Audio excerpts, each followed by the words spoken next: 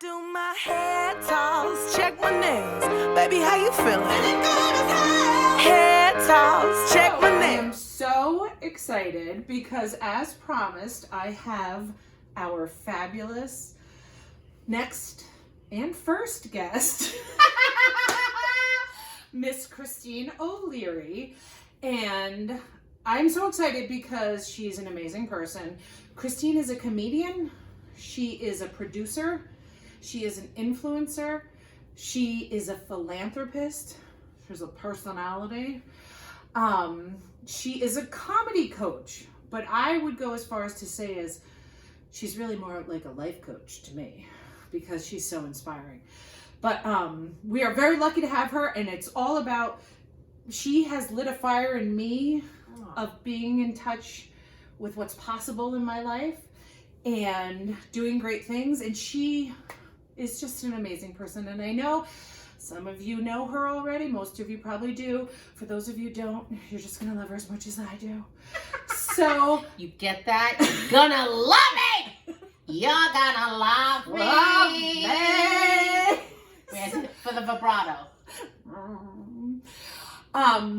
And before we get to her, I just want to quickly tell a story about how powerful she was for my life. So, Because how long have we known each other? how long have we known each other? Well, since you started with me, right? Yeah, 4 years ago? Is it? 3 or 4 years ago? Oh my Maybe God. 2 or years ago? Yeah. Feels like yesterday and forever at the same time. It does. That's very profound. She's always saying very profound things. Okay. Pay attention, because you see that? That So- happens. So we didn't know each other. We didn't know each other. I saw pictures of Christine, I don't know, around town and maybe on Facebook. And I just had that feeling, that little intuitive feeling. I was like, I like her and she and I are going to be friends. And I'm going to one day, because there were cycles that it would come up and I would miss it because I wasn't ready to take her class. Because I had such a fear of public speaking that started for me in 10th grade. Where I raised my hand to read and I couldn't, I had a panic attack, whatever. And Can so we not skate through this though? Just for we? a second. So Yes. where was this? Pine Bush High School. Pine Bush High School in New York. Yes, And you were in 10th grade. 10th grade. And what was the subject? Social studies. And you always like to speak. Loved it. It's okay if Raise you got my called hand this on. time. Yeah. Please. Raise your hand this time. Yeah. And for some reason, your physical body Yeah. had a Big panic reaction. attack. Yes. And it was your first. Yeah. No one told you these could come. Didn't know anything about it. I kind of blazed the trail for my family. Everyone after seemed to have them. Exactly. And then you didn't know what it was. Your teacher and classmates didn't know what it was. No. Everyone kind of breezed over it. Yes. But it was a defining moment for you. It was. Because in that moment of your first panic attack, Yes. the definition for years to come was what? Don't speak out loud. Amen. Amen. Do not. Whatever you do, because when you speak out loud, things that you can't even believe are going to happen to you. Yes. So how long ago was that? So that was in 1987, right? So, Oh and my it's not God. like I was somebody who didn't want. I wasn't a shy kid. I was the class clown of my high school. I was a performer. But this experience so profoundly affected Wow. me. I didn't speak for, I 23 wasn't years. the mathematician. 23 years. I would drop all classes in college. If on the syllabus it said you had to speak. So I just want to get it because so you would register for a class in college. Yeah. That's the class you're going to take for your curriculum. Read the syllabus. There it is. Third to last week it says oral presentation, and then you're dropping the class. And I would drop the class. So you did what I call organize your life around making sure that never happens again. Yes. Every single fiber optically, you were GPS coordinate locked in. Yes. No more. No more. That cannot happen again. And then, So for years I thought it affected my jobs, right? Like there'd be jobs where they'd be like, well, how do you feel speaking in public? And I'd be like, well, I'm just going to steer away from that. And it was just like a ceiling for me that I couldn't get above. A huge limit. So fast forward 20-something years, I see this class. Classes are coming and going. I'm not doing it. I don't recall what it was I said. I'm going to do it. And I did it. And I signed up for the class, and I was terrified, but yet exhilarated. Let me ask you a question. When you called the box office, did you just get in, or did you have to like work to make it happen because it was sold out or something? You just got in? I don't recall. I don't so you recall. must have just got in. Maybe I just got in. And do you remember how soon it was before? I don't. Because you didn't sabotage it. You didn't withdraw. I didn't withdraw, right. Even though maybe I did have tried, but I did. So I would come to class, and I finally meeting Christine, and Christine had this way. I always thought to myself, I'm never gonna, just do the first class. Just go to the first class. You can do that. That'd be great. Went to the first class. Christine doesn't ask you in the first class to really read anything. You're just sharing. I was like, I got it. But yet this she like gets you in slowly. The excitement though was building. I was like, oh, I really want to do this. The next class you read a little something and you build. But each time, every class I thought, I'm never going to be able to perform on the stage of the Playhouse, but I can do the next class. And the reason that I was able to do it was because, and I'm sure everybody who's taken Christine's class knows, she just has this way. She's saying things. She's planting these seeds in your head. And for some reason, for me, they were able to germinate. I don't know why. I mean, I've read things, but something about Christine is kind of magical. And then, so she says all these wonderful things. And, in the end, she encourages you to be authentic. Because she says there is no skill set better than being yourself. For me, that was huge. Okay, I've talked about anxiety. It's actually, it's like embracing the dark parts of yourself, or what you conceive as the dark, shadowy parts, like the scary parts, throwing them a light onto them and embracing them. So it wasn't like I had to hide my scared, anxious self. I got to embrace it and play with it. And there have been times, I don't know if you ever saw me, I would be on the stage with my hands shaking. Like you'd be up on the stage and... Oh, you mean during like a rip and read? A rip and read, which is where you just go and you read what you've written for the week in front of your classmates. It's probably low stress for most people. Not for me. So I'm up there some weeks and my hands are shaking. But there's something Christine's telling me. There's some transformation that's happening, that's taking root, that I just hang in there. I hang in there. And it's not even also the lessons that you're teaching, because you say these fabulous things. Thank you, Gail. Like that really crystallized. It's, you see Christine and you think, I want that. You see somebody who's living their truth and is exuberant, and you think, I want to get me some of that. Like whatever she's doing, I'm going to do it. So I just had, for a while, I put all my faith in you, and I did it. And even this last class, remember? I did do it multiple times. I've done it 3 times, and the first, you had me in the lineup as first, which for me was appalling.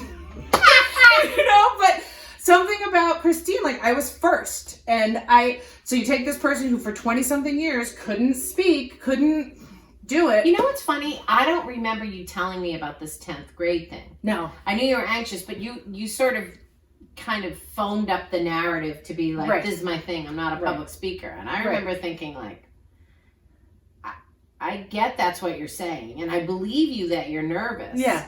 But you have this bigger than life light about you. So I can't imagine that that's an always truth. Right. Had I known it was this one thing, all it really would have been was the direction I would have worked for the transformation was to sort of just undo that one thing. We would have, instead of it having been like, oh, I've always been like this. Yes. Because there's something that didn't read true about that with you. Right. It's like, it's so the opposite. Yeah. Right. I never met such a gregarious, outgoing, light working, bigger than life, fun, truthful. Right. But our stories we get very attached to our stories. And you did some good work to sort of nullify that. Like, well, what's the story you're telling yourself? And I was like, oh, well, no, I'm not telling myself a story. This is the truth for me. And I was like, oh, maybe it's just a story. And maybe the anxiety, I just need to reframe the story into, I'm so excited. Right. You know, and you've said that to me, like, well, because they're pretty close biologically. Right. You know. Yeah, they are linked biologically. Right. Well, also, comedy's a way to tell the truth, solve a problem, and the way you do it is with the feeling. And so, that's your truth, that's your problem. How do you feel about it? Yes. I mean, that's all this is. And I like to frame what we're doing as stand-up comedy, but I really enjoy the being part of the transformation part, because as someone who, that's how I got into stand-up, as someone who was stuck for a long time, sort of people pleasing and helping and helping and helping and helping. Yes.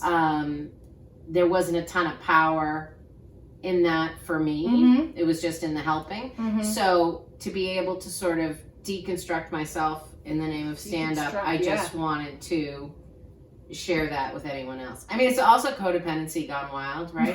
Any comedian that ever finds their little way, they don't share. Right. You know, I had comedians through the years tell me, like, are you crazy? What do you mean you're teaching people how to do stand-up comedy? And I'm like, no, I just think there's enough for everybody.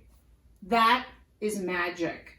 There's enough for everybody. And I think, like, part of my having a YouTube channel is because I want who's ever scared to do whatever they're scared to do it, because we need to be speaking our truth and having, you gave me more confidence. I stuck up for myself in a situation where I was not being celebrated. Let's just say that.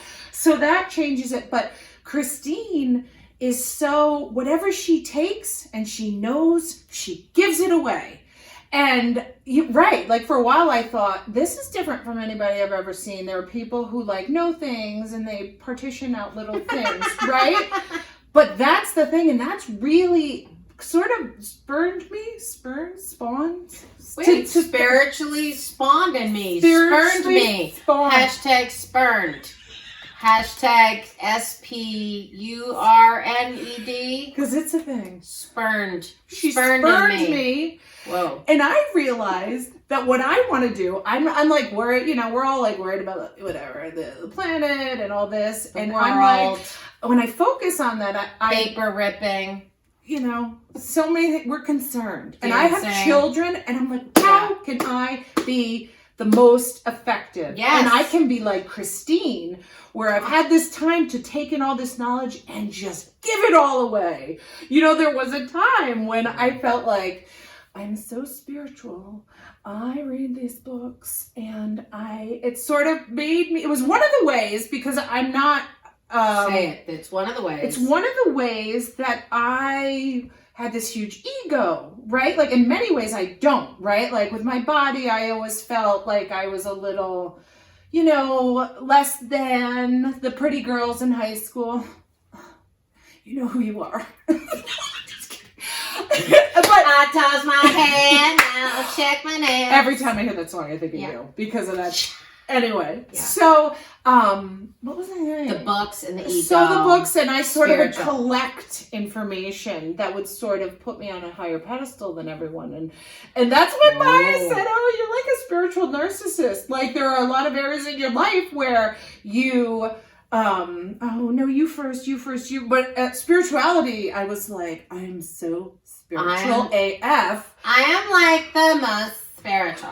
I am literally top dog spirituality. Right. Yeah. And then you plant this seed. There's enough for everybody. I start listening to these things, and I'm like, the only thing you can do is give it away and like lift other people up with you. And you seem to know that intuitively. Where did you get that from?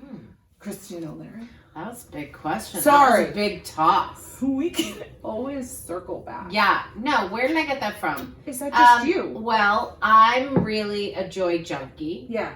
And it's been framed as codependency and whatever, but I really feel happier when I'm surrounded by happiness. Yes. And so if I can have an audience of 500. Right. and I can get laughs, which I can. Yes. That's great. Pretty one-way, but it's great. And trust me, I am higher than a kite. Yeah. I mean, that's my boot. Yeah. So, but if I have students and people I work with, clients that are working this transformation to sort of tell the truth, it just makes, it's like mic drop city. It's so fun. So it's exponential for me. Yeah. It's like when I realized that I was running a shelter for homeless kids and I was doing direct service in Portland, Maine for Purple Street Resource Center. And I remember being asked to sort of step into a leadership role as opposed to being like on the street with kids. Yeah. And I figured out and worked out with my therapist, and I was like, then I would have staff that I could help. So it would be exponential.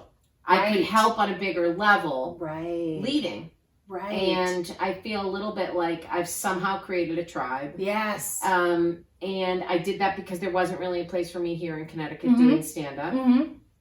And so it was like I sang, and so I wasn't really a comedian, and I did crowd work, so I wasn't, you know, comedians were kind of like mean to me. And then I went to the Ridgefield Playhouse, and they loved me and were like, what else can you do? Because I was hired as support, that I worked so hard to get in there and do.